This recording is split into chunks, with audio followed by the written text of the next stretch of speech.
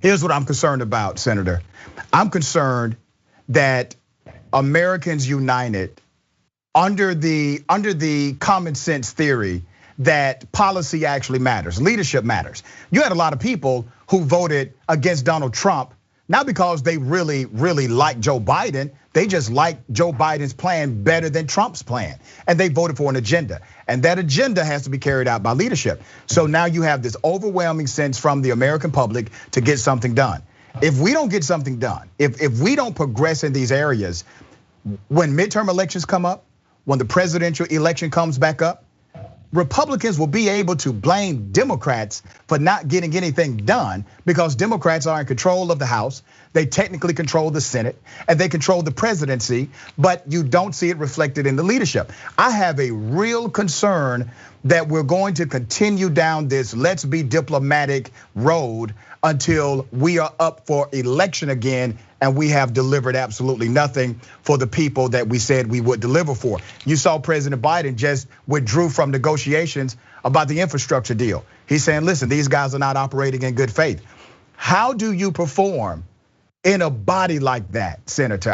And I don't covet your job, brother. I know it's a difficult job because you are about actual change. How do you govern in that kind of position?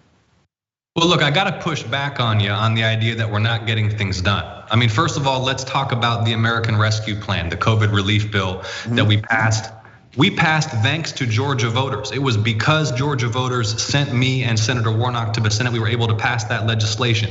That legislation, as you know, just for Georgia alone, more than $4 billion for public schools, stimulus checks for the overwhelming majority of Americans, an expanded child tax credit so that working class and middle class families have more income.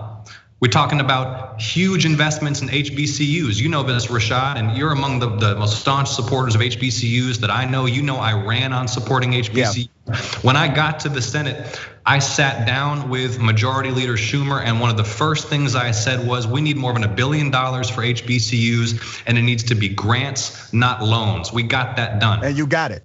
You got it. Yeah. We have secured hundreds of millions of dollars to remediate lead pipes in public buildings and public schools. Yesterday, the Senate passed a huge investment in innovation, technology, research, and development. So we are getting things done in the US Senate.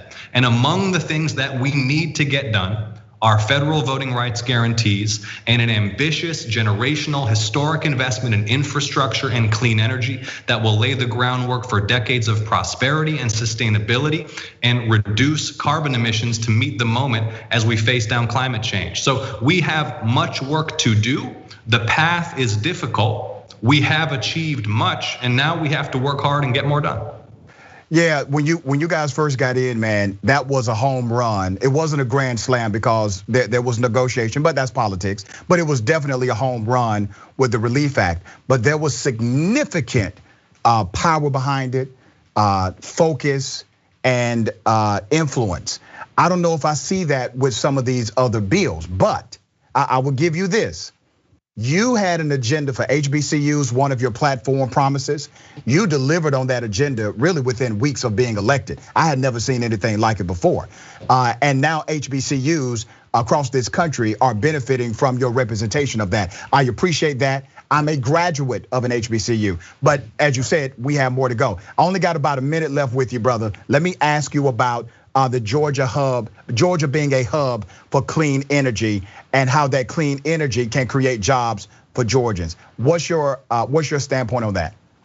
Well, look, first of all, Georgia has the largest solar panel production facility in the Western Hemisphere. We got a $2.6 billion electric vehicle battery production plant that's being built in Northeast Georgia. We have a lot of clean energy industry growing in Georgia. My ambition is that Georgia should become the national leader in clean energy technology. But this is also bigger than Georgia. The fundamental question is, will we assert American vision and American strength to make the investments necessary to ensure that humanity can prosper without destroying our own habitat? Those are the stakes as we consider infrastructure and clean energy legislation.